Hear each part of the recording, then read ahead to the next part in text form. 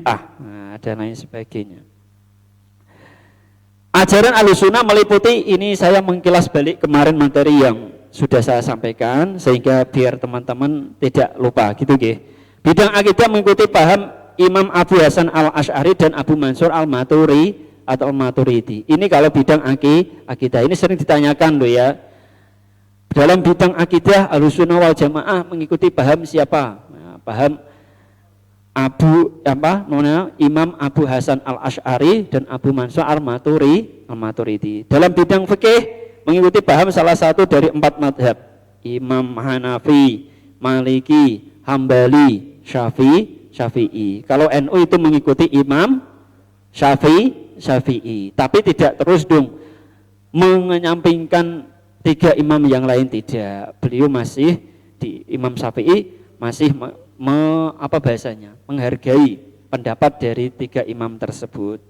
Kemudian bidang tasawuf atau akhlak mengikuti paham Imam Abu Hamid Al-Ghazali dan Imam Abu Qasim Al-Baghdadi. Sudah saya jelaskan kemarin. Nah, itu yang materi kemarin, review sedikit tentang Ahlussunnah wal Jamaah. Sekarang bab yang kedua. Mari mengenal sifat-sifat Allah Subhanahu wa ta'ala. Sifat-sifat Allah Subhanahu wa ta'ala. Ini ndogone MI wis diterangke dan di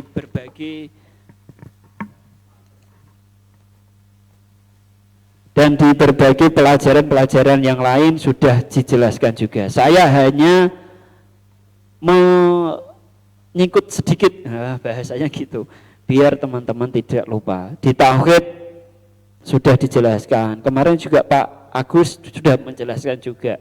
Ini saya rasa hanya sebentar nanti yang akan saya sampaikan karena waktu yang sudah begitu jam 9 kurang 5 menit.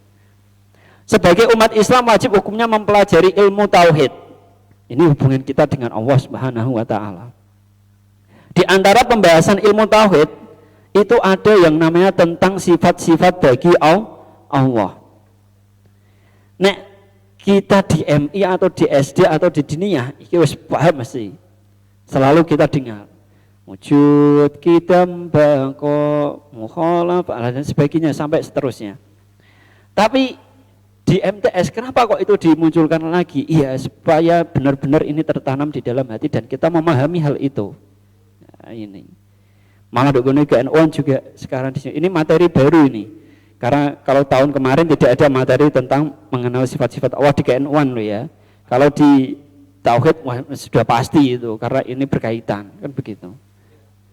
Sifat-sifat Allah Subhanahu wa ta'ala itu terbagi menjadi beberapa bagian. Yang pertama adalah sifat nafsiyah. Sifat nafsiyah yaitu sifat yang berhubungan dengan zat Allah Subhanahu wa ta'ala. Sifat nafsiyah itu ada satu. Ya, ini adalah apa? Wujud. Artinya adalah ada. Maksudnya apa? Allah Subhanahu wa ta'ala adalah zat yang pasti ada. Lah buktinya adalah adanya semesta alam raya ini. Nah, ini berarti kudune paham ini ya. Nek sampean ditakoki ambike wong sing non muslim, sapa Tuhanmu? Allah. Lho apa buktine? Lah adanya alam semesta ini. Wah, ini adanya saya dan alam semesta ini membuktikan bahwa Allah itu ada.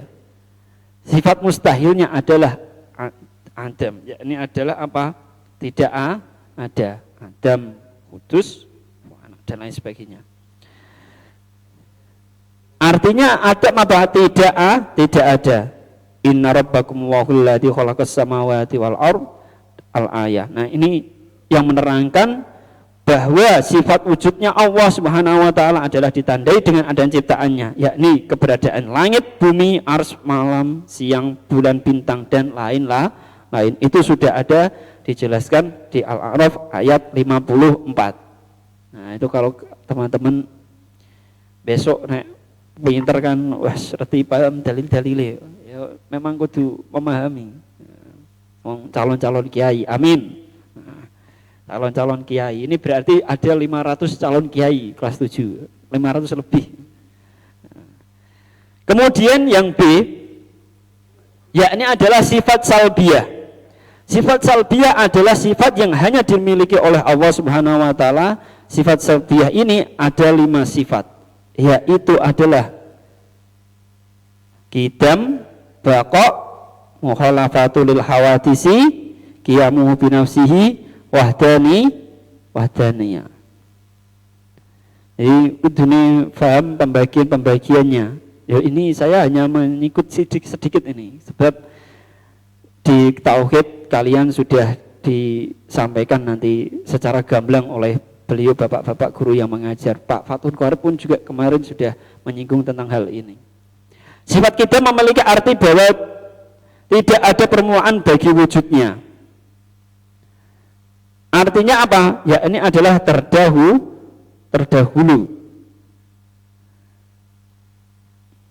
Kemudian baqa artinya adalah kekal. Menolak adanya kesudahan dan kebinasan wujud Allah Subhanahu wa taala. Nah, ini arti dari baqa adalah kekal.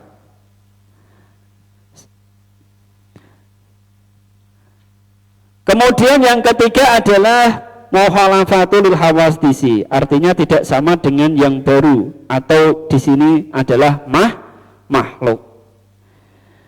Berbeda dengan yang baru atau makhluk. Adalah sifat yang menolak adanya persamaan zat, sifat dan perbuatan Allah Subhanahu wa taala dengan zat, sifat dan perbuatan baru dengan makna lain.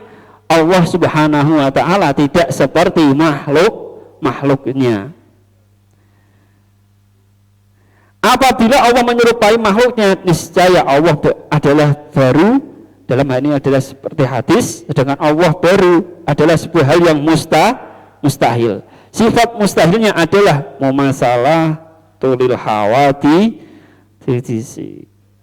Yang keempat adalah qiyamuhu binafsihi, berdirinya Allah Subhanahu wa taala dengan sendirinya. Tidak ada bantuan dari orang lain dan lain sebagainya. Sifat mustahilnya adalah ihtiyaju li ghairi, memerlukan yang lain. Ora butuh apa dan siapa. Yang kelima adalah wahdaniyat, yakni tunggal, satu, esa, ya, Tuhan yang Maha Esa. Makanya gue ngomong Tuhan yang Maha Esa, baik itu esa zatnya, sifatnya maupun perbuatannya. Kemudian selanjutnya yang C adalah sifat ma'ani. Ini kalau kalian sudah punya bukunya, bisa dibuka dari halaman 20 dan seterusnya.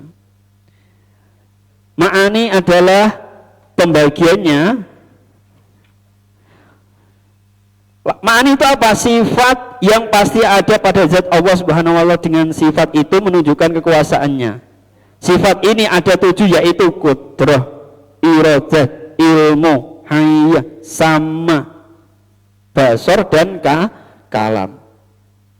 Qudrat artinya berkuasa, iradat menentukan, ilmu mengetahui, hayat hidup, sama mendengar, basar melihat, kalam berfirman. Nah, ini pembagiannya dari sifat ma'ani. Yang terakhir, sifat maknawiyah. Ini saya hanya menyampaikan sedikit saja ya, karena waktu sudah jam 9. Sifat maknawiyah itu ada 7.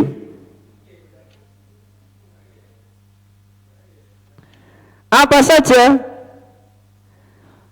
Sifat maknawiyah adalah sifat Allah Subhanahu wa taala yang dilazimkan atau tidak bisa dipisahkan dengan sifat ma'ani. Sifat ini terdiri dari 7 sifat, yakni kaunuhu qadiran, muridan, aliman, hayyan, sami'an, basiran, mutakaliman.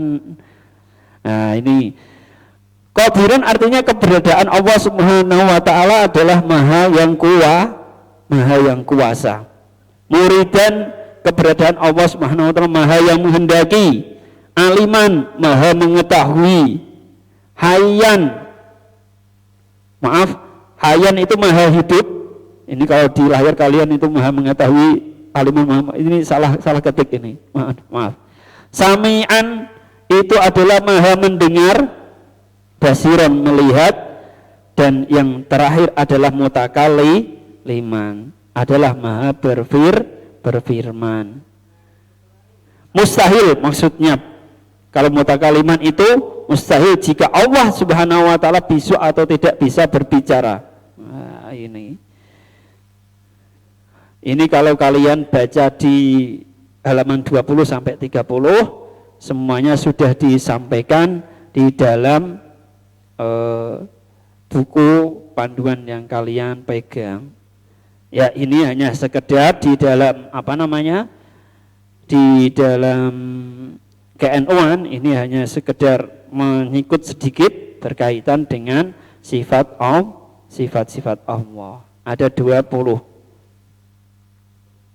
Berarti apa tadi? Wujud, qidam, baqa, dan lain seterusnya. Yes. Karena ini sudah menunjukkan pukul 9 lebih 5 menit, saya rasa besok kita akan disinggung lagi berkaitan dengan KN1, bahasa Jawa dan juga informatika. Saya rasa ini yang terakhir yang bisa saya sampaikan di pertemuan daring ketiga pada hari Ahad 16 Agustus 2020. Saya ingat malah 1945 karena besok kemerdekaan. Besok hari 17 Agustus tetap semangat, kita semangat kemerdekaan. Semoga ilmu yang kita dapatkan ini pun juga kita termasuk berjuang untuk mencari ilmu.